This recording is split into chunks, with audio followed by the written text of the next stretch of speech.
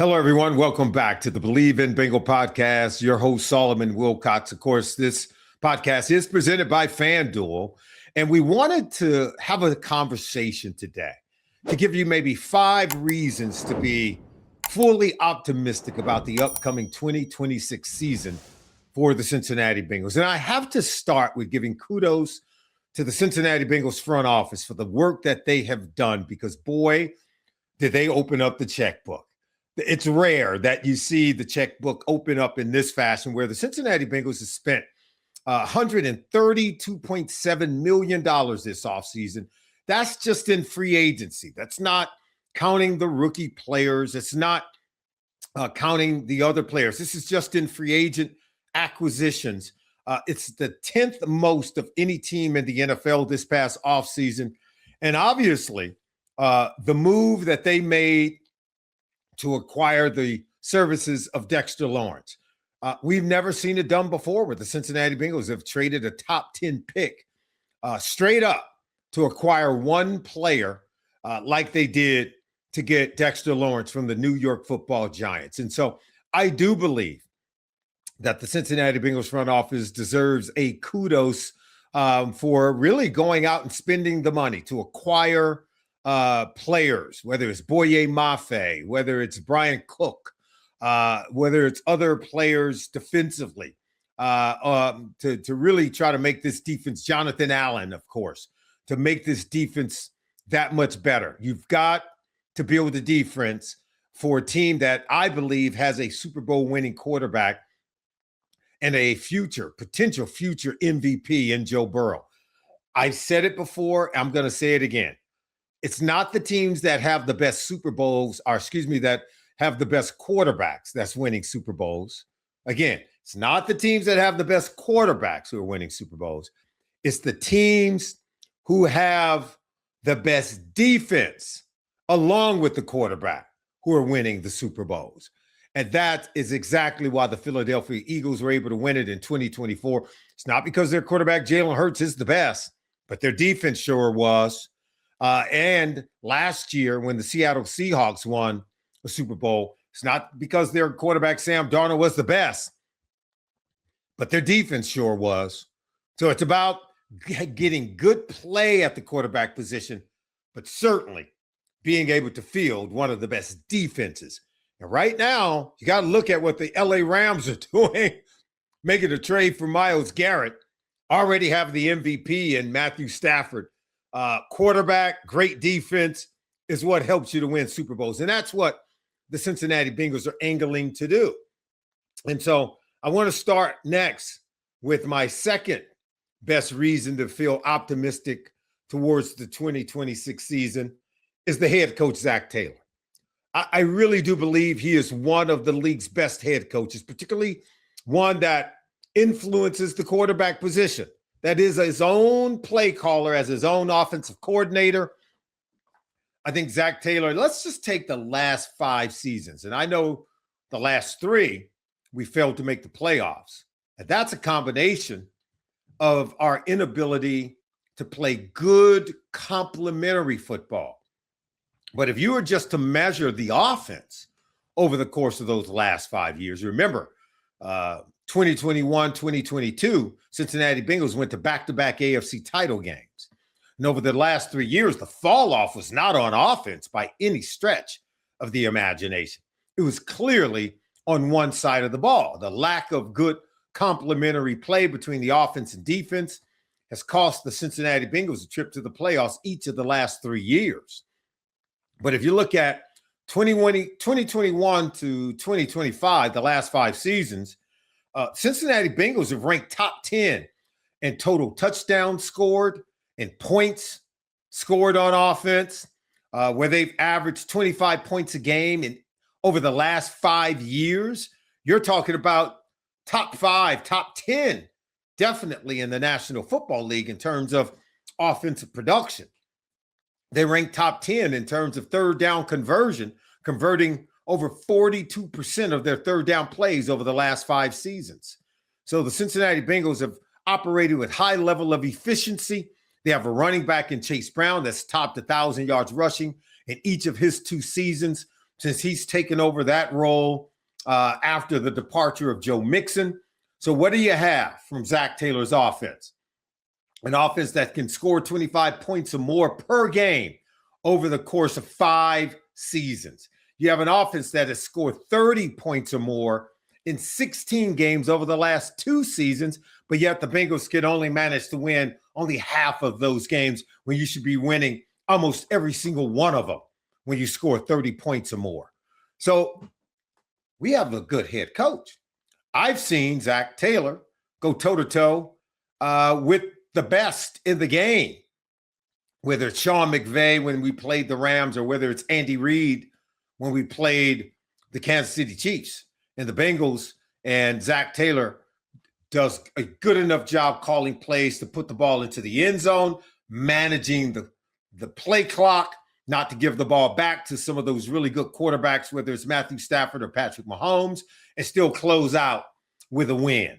So nothing's wrong with our head coach. We have a head coach who's good enough to win big-time games and put up big-time numbers offensively. Number 3 reason to feel optimistic about the 2026 season is because what the Bengals have in Joe Burrow is a potential Hall of Fame quarterback, a potential Super Bowl winning quarterback. All you got to do is go back and look at 2024. He clearly outplayed every quarterback during the 2024 season when he played in all 16 regular season games. And his production showed. Led the league in passing yards, led the league in touchdown passes, led the league in completions and pass attempts. Clearly was the best quarterback in the NFL. Didn't win MVP because you want the MVP, particularly at the quarterback position, to have more wins next to his name. And that's a team accomplishment more than it is anything else. But no doubt about it, Joe Burrow's playing at an MVP level. Now, he turns 30 this season. Did you know that? Joe Burrow turns 30 in December. So we've got to begin to take advantage of these prime years that Joe Burrow has given us. I'm not going to say 30's over the hill. There's no doubt about it. Quarterbacks are playing up until their 38th and 39th and even their 40th birthday, right? All we need to do is take a look at, we have one of those guys on our team. His name is Joe Flacco. Tom Brady, of course, and Peyton Manning played into the late 30s, early 40s. Matthew Stafford's 38 years old, right? So certainly plenty left on the vine for Joe Burrow to be able to accomplish his goals here in Cincinnati. But I do not like the fact that we've wasted 3 of his prime years, not even going to the playoffs, for crying out loud. But Joe Burrow's 47 touchdown passes away from becoming the Cincinnati Bengals all-time touchdown leader in passes. Can you believe that? He can pass Andy Dalton's record of 204 career touchdown passes for the Cincinnati Bengals. He could pass Andy Dalton this year in the 2026 season with 47 touchdown passes. He'll tie the all-time franchise record. And again, eyeing another chance to be an MVP award winner and represent the Cincinnati Bengals. He would be the 3rd quarterback in Bengals history to win the Most Valuable Player award. But then again, I've gotten ahead of myself. I'm sure you to talk to Joe Burrow, all those things are top of mind, but nothing is more top of mind than winning a Vince Lombardi trophy. He would be the first in Cincinnati Bengals history to do that. And that is the ultimate goal. All right. Another reason to be optimistic about the Cincinnati Bengals in 2024. How about Jamar Chase and T. Higgins? You cannot have a better pair of wide receivers. I don't even call them a wide receiver 1, wide receiver 2. They're both wide receiver 1. And I am ecstatic to be able to watch these guys play each and every Sunday. Jamar Chase, arguably, is the one guy you cannot cover in this league. That's right. I'm putting him better than Puka Nacua, better than Jackson Smith and Jigba, better than his former college teammate, Justin Jefferson. That's right. If there was one receiver that just reeks of a guy that you can't jam him at the line of scrimmage. You can't cover him in man-to-man. You can't cover him in zone. He can take a 5-yard catch, a 5-yard hitch route, take it to the house.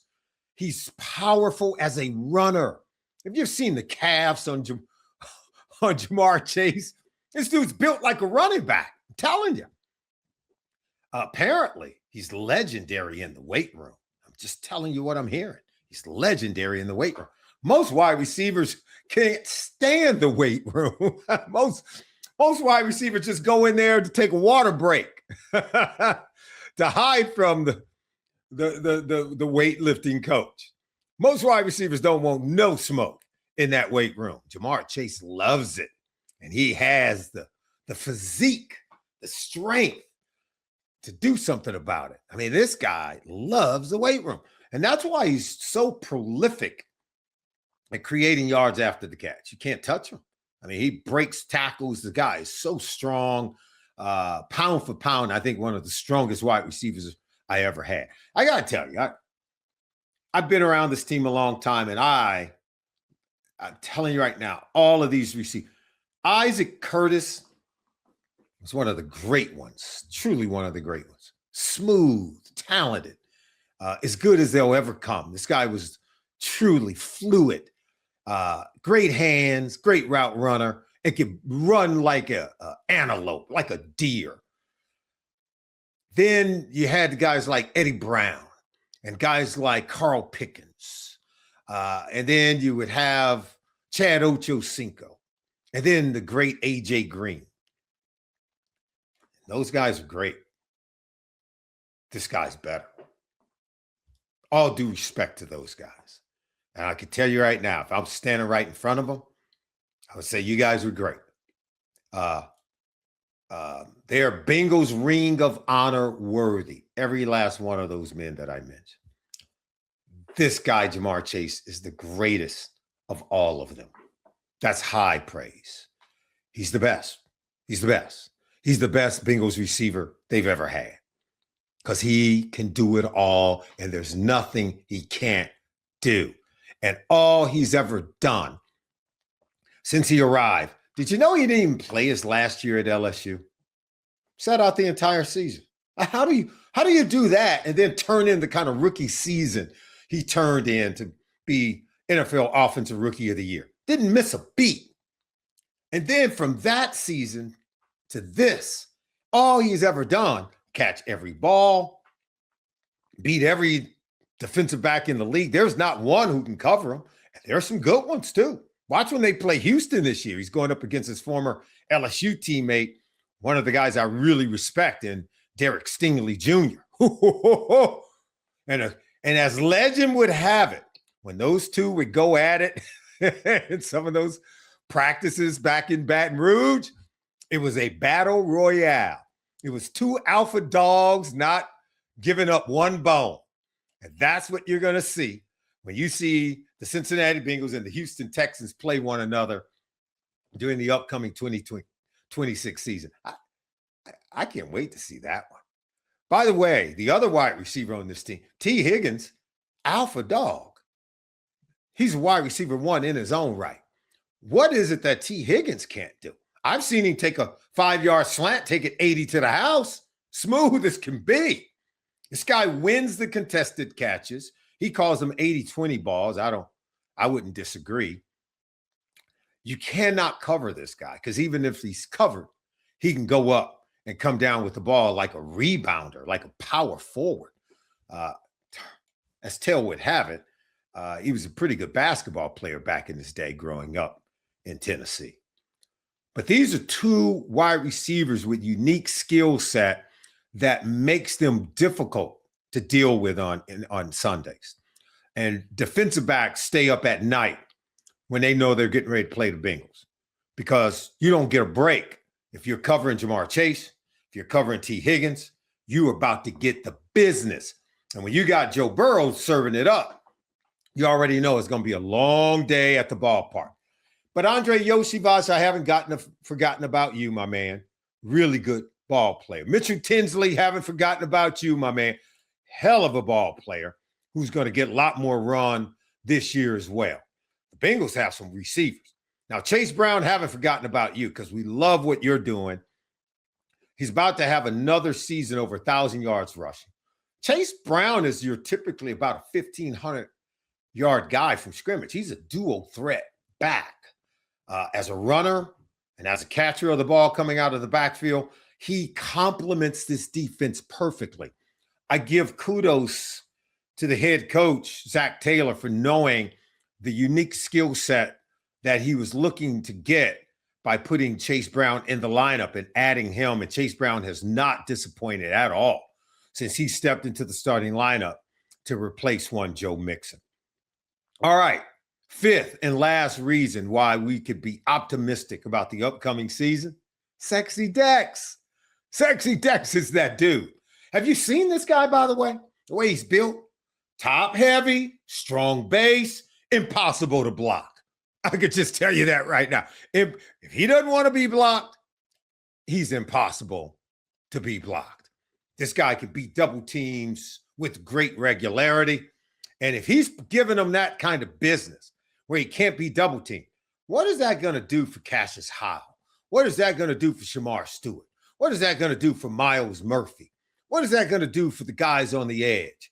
BJ Hill knows what it does because he played with him during their time together with the New York Football Giants. And these dudes, they're thick as thieves. Every time you see one, you see the other.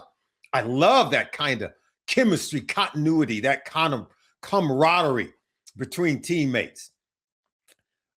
Every great defense has that alpha, that force multiplier that everybody can rally around because when they come to the ballpark, they know they got Dexter Lawrence, who's going to kick butt and take names. He is going to give it to him. And if you are a backup off-ball linebacker playing behind this dude, your life just got better. Your tackle count just came up. He going to keep you clean so you can hunt sideline to sideline. All you got to do is go make a play. Playing behind Sexy Dex, playing behind TJ Slayton, playing behind DJ Hill and Jonathan Allen. By the way, I'm optimistic about this entire defensive front for the Cincinnati Bengals.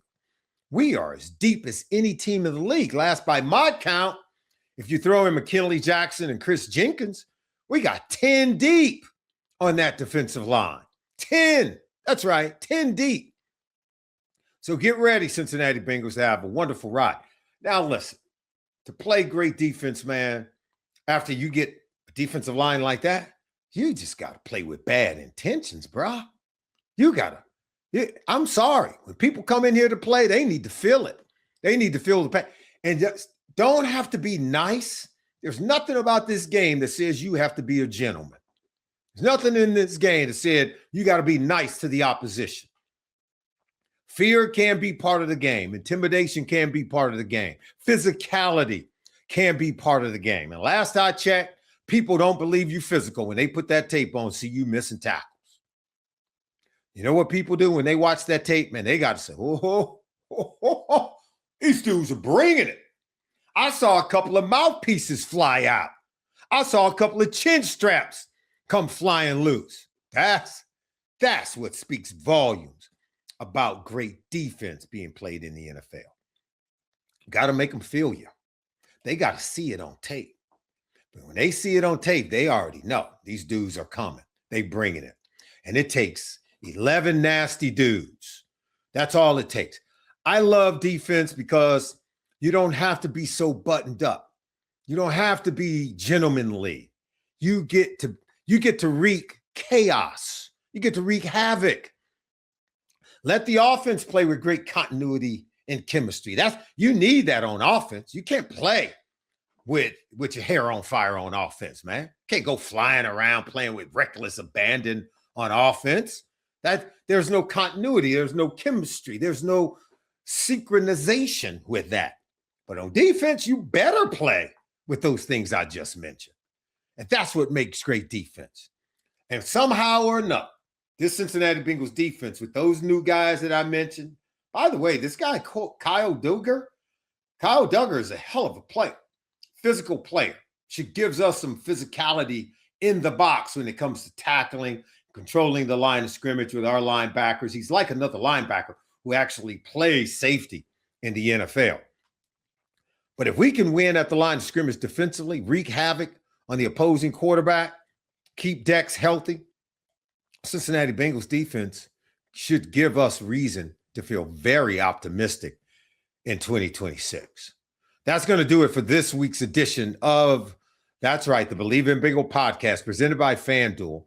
We hope to see you next week, everyone. I'm going to be giving you a report after I go by and take a look at the Cincinnati Bengals practice. I want to see practice. I want to see what it's like down there. No pads, just hanging out, talking to my good friend Tim Crumrye, the great Tim Crumrye. We're going to talk about that when we come back next week. We'll see you next time, everyone.